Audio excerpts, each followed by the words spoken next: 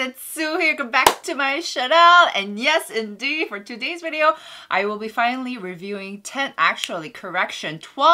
toner creams that I've been testing out for the past couple of 2 months and 2. It's been a while. Before we start this video, please make sure to watch my latest one, which is on how to apply toner creams, because like I emphasized before, I think how you apply on a toner cream is a lot more important than what product you use, because I've been testing all these products out and they're kind of more or less the same. But yeah. Alright guys, just for reference, I think it's important for me to share what my skin type is. First of all, I do have sensitive and acne prone skin. Second, I do have combination to dry skin where my T-zone does get a bit oily and my cheek areas get really dry because I have very severely damaged skin barrier. Third, I do sweat a lot, hashtag sweaty Sue, and so that does make me appear more oilier than I actually am. Alright guys, let's first take a look at sunscreen that offer tone-up effects. These are the products that I do prefer because it's 2-in-1, it's a lot more effective, and you don't need to use 2 products, it's just all in one. The first product I do have here is the Goodal Green Tangerine Vita C Dark Spot Toner Cream. So this is a physical sunscreen that has both zinc oxide and titanium dioxide, which is great.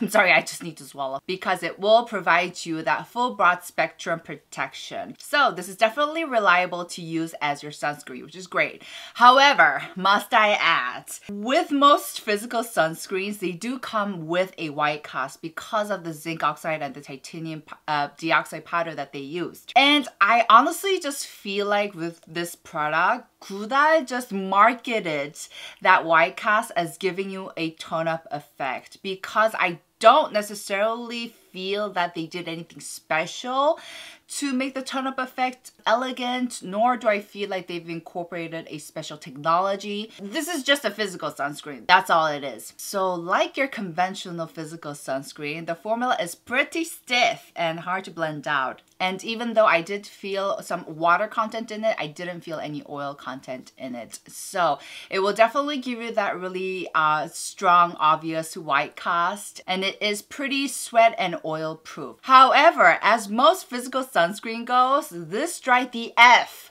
out of my cheek areas a lot. Felt so drying, and that is a very typical trait that you can find with physical sunscreens, like I said, because of the zinc oxide and the titanium dioxide powder that it used. Zinc oxide is an ingredient that is known to absorb sebum from your skin, and so that's why it does feel drying with time. So this is definitely a product that I do recommend if you have an oily skin type. If you have anything dry, this is just going to suck the life out of your skin's hydration. So please bear that in mind. Next, I have these really cute sun cushions from Shingmulnara. This is their 산소수 tone-up sun cushion. So I have both number 1 and number 2. Now both of them contain numerous UV filters, including zinc oxide and titanium dioxide. So they will both give you that full broad spectrum protection. So these are once again reliable to be used as sunscreen. Now with number 1, this does give you more of that whitish white cast tone-up effect that most physical sunscreens do. So this is bound to give you more of that obvious tone-up effect, whereas number 2, which is the 생기 peach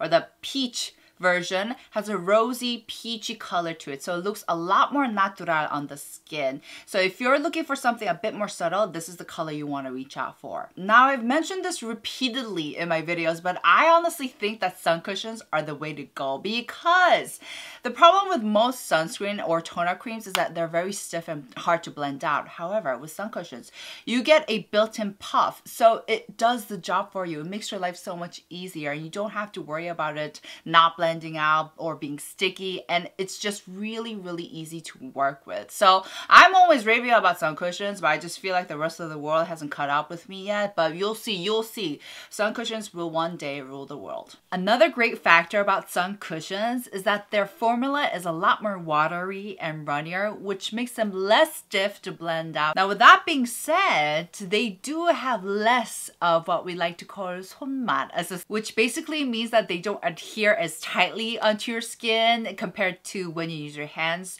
to apply formulas that come in tube types, which I admit, I'll give you that. As with the tone-up effect, number 1 obviously lasted longer. I'd say like 4 to 5 hours, and they both do really, really well with sweat and sebum because I have tested them out while I was working out. So I do recommend them actually for all skin types all around. The next product is another sun cushion. This is the Bringreen Teatree Toneup Sun Cushion, and I've raved about this product for a very long time. If you guys been watching my videos for a while, you guys know this is also one of my go-tos, and this is actually my second sun cushion.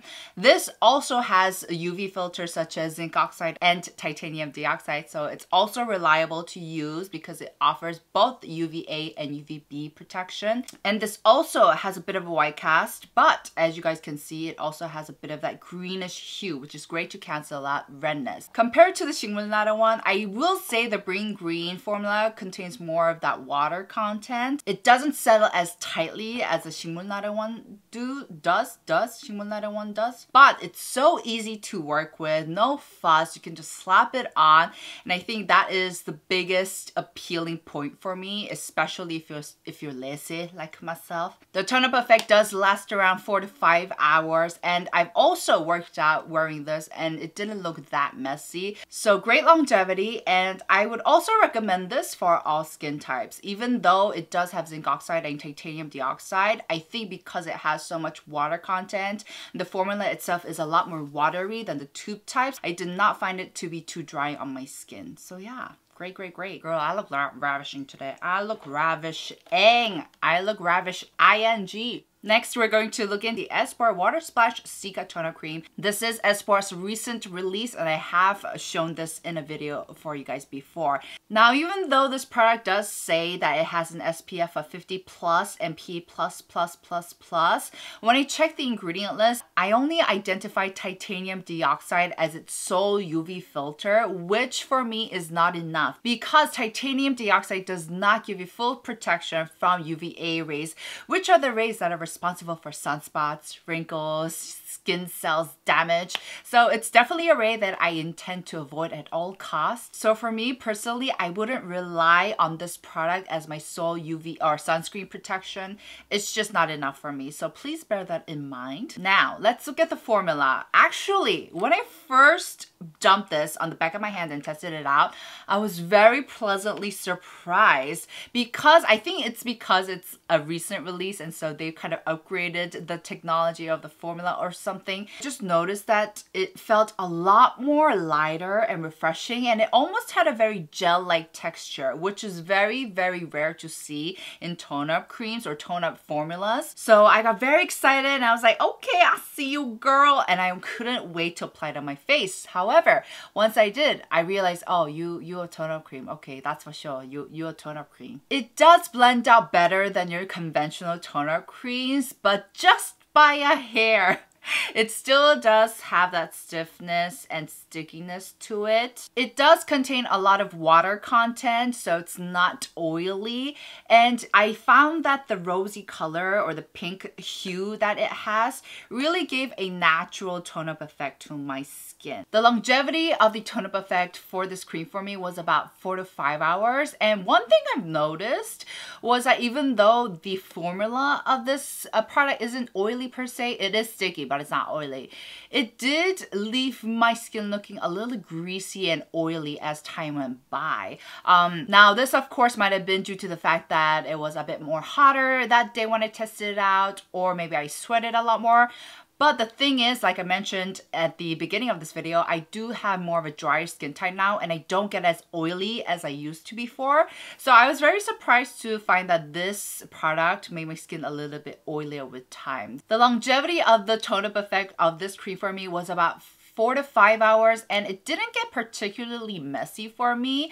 And I think it's because I did do a really good job in making sure to apply this really neatly on my face when I first apply it. A side note about longevity though, I know a lot of people are curious about the longevity of these toner creams, but unless a formula is really disgustingly horrid, as long as you do a really, really good job in applying thin and small layers, the toner cream will actually do a good job in staying put and really looking clean on your face as time goes by. So like I said that, guys, how you apply on toner creams is way more important than what product you use. Next, we have the Peripera Milk Blur Rosy Toneup, and this is indeed the product that I used in my recent video where I show you guys how to apply and how to use a toner cream.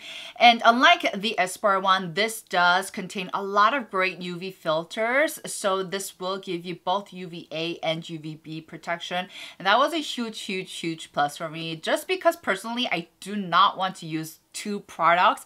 I think that's just too handful for me, and I don't have time like that, you know? Like I explained in my recent video, this is more closer to a conventional toner cream, but it definitely has that rosy peachy hue, so it actually goes on really pretty on your skin, and it doesn't make you look scary like a ghost, which is definitely a factor that I appreciated. Overall, I do prefer rosy colors as to whitish colors, and if you do work at it in smaller amounts and layer it thinly, it does blend up pretty nicely compared to other conventional toner creams I've noticed. And out of all the products that I tested out, this definitely gave me the longest tone-up effect. I'd say about like 7 to 8 hours. It did last a really long time. Now let's take a look at the group that are just regular toner creams. These are products that just come out as toner creams without offering SPF protection. And within this group, there's also two types. The first stiff ones and the dewy ones. And each group has its pros and cons, which I will explain as we go on.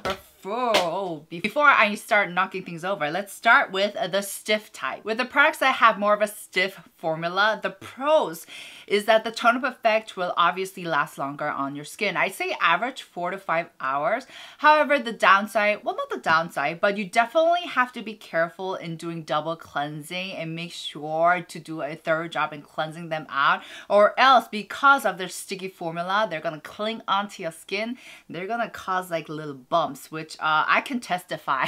As I was testing out all of these toner creams, they gave me little bumps on my forehead, which never really happens. So I definitely had to do a good job in doing double cleansing. So please bear that in mind, guys. All right, the first product out of this group is the Cosnori Whitening Dress Cream. And I've noticed that this scored #1 in the toner cream section in the beauty program.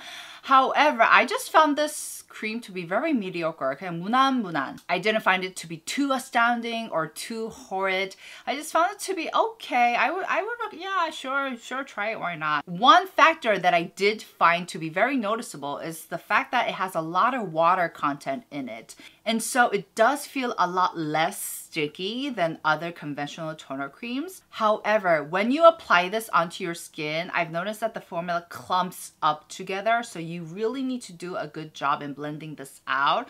I did find this to be a bit more fickle to use when blending it out than other products. So those two characteristics were ones that I've noticed when testing this product out. Other than that, I honestly have nothing else to say about this product. I didn't find it to be too sticky. I didn't find it to be too drying, oily. It was just very mediocre. Next, we have the 16 brand Guroom Cream Pink Tone-Up Cream. And I've got to say, guys, this gave me the least pleasant experience when it came to toner creams. I really did not enjoy using this product because it is, not only is it stiff, it's really stiff, guys, but it's actually sticky. And so I think this was a product that broke me out the most. Like, I noticed like a couple of bumps forming on my forehead, and I just knew it was this product because it's so sticky. Of course, that could have been on me because I didn't do a thorough job in cleansing, but it was something that I didn't experience with other products, you know? And like I said, it's extremely stiff. Even though I had layered on skincare products with a lot of oil content, it was still hard for me to blend this product out, when usually those kind of skincare really makes it easier for me to blend the toner creams out, but it didn't happen for this one. Also, this gave me the worst experiences when it came to longevity. I don't know if it was because I put on too much or I layered the wrong skincare, but it just got hella messy on my skin. So this was definitely a no-no. When you apply this on, it does actually give you a really nice tone-up effect, especially because of its rosy color to it. But for me, I just didn't find it to be worth it. I just had too many unpleasant experiences with this. So definitely for me, I give it a pass. Next, we have a product from Chica y Chico. This is their Nude Fantasy Whitening Cream. And I know this also scored #1 in a retail store. I think it was La La Pla. So I was very, very looking forward to it. And I was actually very pleasantly surprised when I first tested this out on the back of my hand because the formula legit felt like whipped cream. It had a bit of that appropriate tagginess, but it almost felt bouncy in a really good, pleasant way. So obviously I was very excited. However, when I did apply this, I did find that the formula did feel a little sticky than I would have liked it to, and I definitely had to work it in. Now, because of its whitish color, it definitely does give you that obvious tone-up effect. It's actually the product I have on right now, so you can see that there's a bit of a difference between my neck and my face.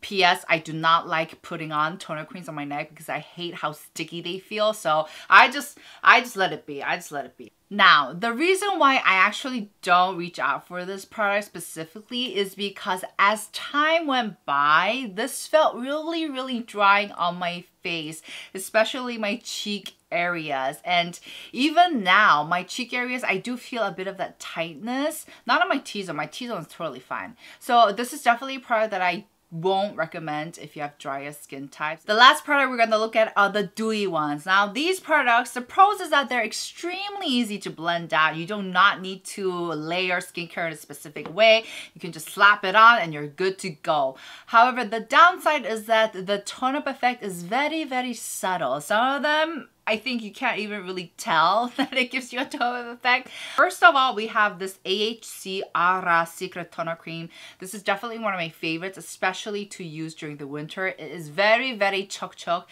And actually, this feels more like a dewy cream as opposed to a tone-up cream. Think of it as a tinted moisturizer. A very, very heavy, high on oil content moisturizer. And because of its very high oil content, it blends out like a dream and it settles really well, especially if you have dry skin types. Yeah, I do not recommend this group if you have oily skin types, except for one, guys. Now, the tone-up effect isn't as dramatic as the other products that I've shown you guys, but once you apply it on, you can definitely tell that you've put on a tone-up cream. Like, it's not so natural that people can't tell. Like, you can tell. Like I mentioned, the downside is that the longevity of the tone-up effect isn't as long. But for me, this actually, I guess, melted down with the sebum, with the natural sebum and sweat on my skin and didn't get messy. So this is definitely a product that I do recommend if you have more of a drier or a mature skin type. Next, we have the Turn On Cream by Dewy Cell. This is a product that I've seen a lot in Olive Young, so that's why I picked it up.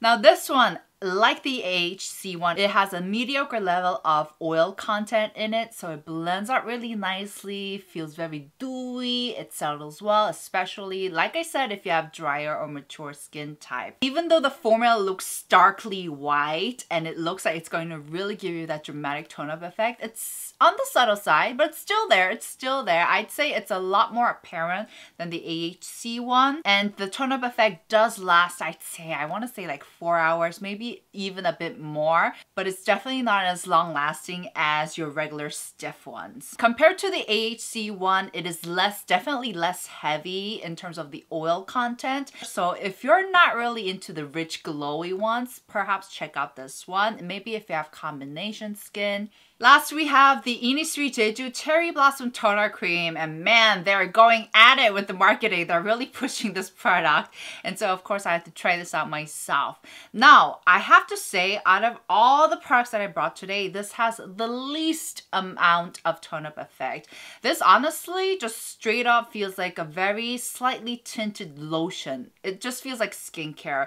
It's very hydrating. However, unlike the AHC one and the Dewy Cell one, it doesn't feel oily. Like I said, it just feels very hydrating, refreshing.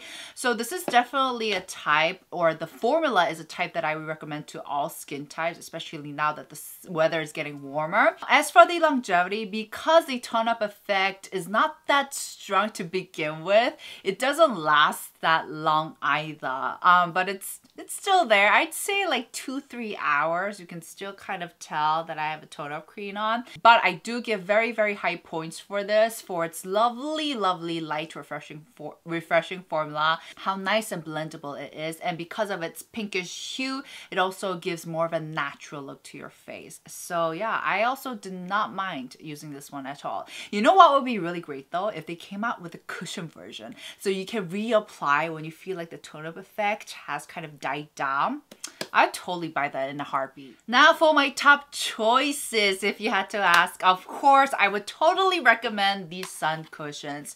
I mean, why not, guys? Why not? These are so easy to work with. They have a built-in puff and they offer full broad spectrum protection, and they don't cling onto your skin as much, so they don't break you out as much. I mean, of course, this is on me because I didn't do a thorough job in cleansing, but still. If you are looking for a more of a conventional tube type, I definitely do recommend this one, the Peripera one. Not only does it give you a definite tone-up effect, but it gives you, once again, full of broad spectrum protection, and you don't have to use a separate sunscreen. It just saves you a lot more time, a lot more money, and it's very affordable. This, oh, did I mention this is 10,000 won?